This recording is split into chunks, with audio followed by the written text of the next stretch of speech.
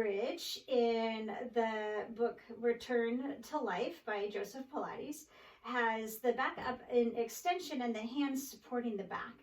And then you're lifting up the leg as you inhale and then exhaling as you lower down.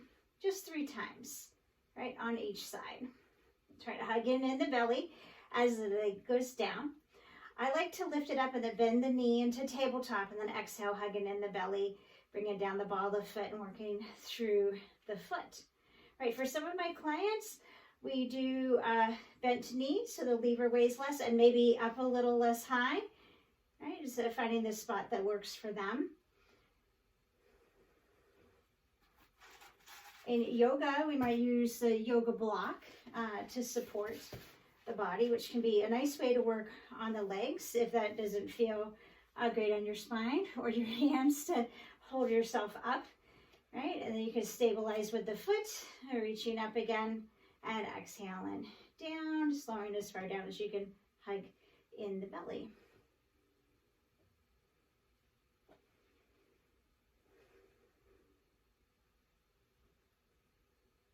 Right, you might see wheel done in yoga with the leg up. So this is a nice way to prepare the body for reaching the leg up as you're doing wheel when the back is in less extension and you're not having to support the weight of the body with the hands or have it be quite so extreme.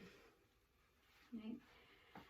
So versions of bridge, or sometimes in my style of Pilates, we call it hip lift or hip roll. So we just did bridge with back extension. And then there's just keeping the spine neutral. So the hips and pubic bone are lined up with each other.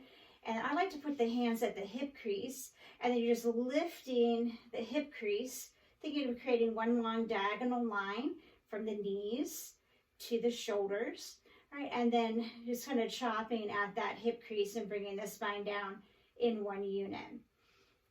Right, so that's keeping the spine neutral in a hip lift. And then there's hip roll, where you're starting in neutral. You're exhaling to hug in the belly, coming into a pelvic tilt or posterior tilt. And then inhaling to think about lifting the spine up as much as you can, one vertebra at a time, but only coming up to where the shoulder blades are still on the mat, right? With the back extension, the shoulder blades come up, the ribs lift, the chest opens, right? In hip roll, the chest is down, the rib cage is connected, hips and ribs are connected to each other. And then you're rolling down from the breastbone, right, trying to bring the spine down one bone at a time. Once you land in the pelvic tilt, then you're inhaling into neutral, stretching the solar plexus and the pubic bone away from each other, lengthening the spine into its neutral. All right, so exhaling to tuck in the pelvis, inhaling to roll the spine up. Noticing if you're coming up even on each side. It can be helpful, again, to put the hands on the hips, maybe noticing if they're rotated, and then exhale, again, rolling down one bone at a time. All right, and then one final yoga variation that you might see. You bring the feet as close to the body as the knees are comfortable. You may be able to touch the heels. So sometimes people are coming up in yoga, touching the heels. Sometimes clasping the hands underneath the body. Right?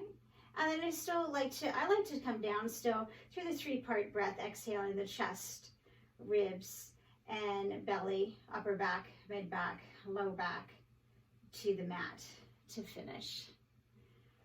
All right, so those are some versions of bridge in both yoga and Pilates.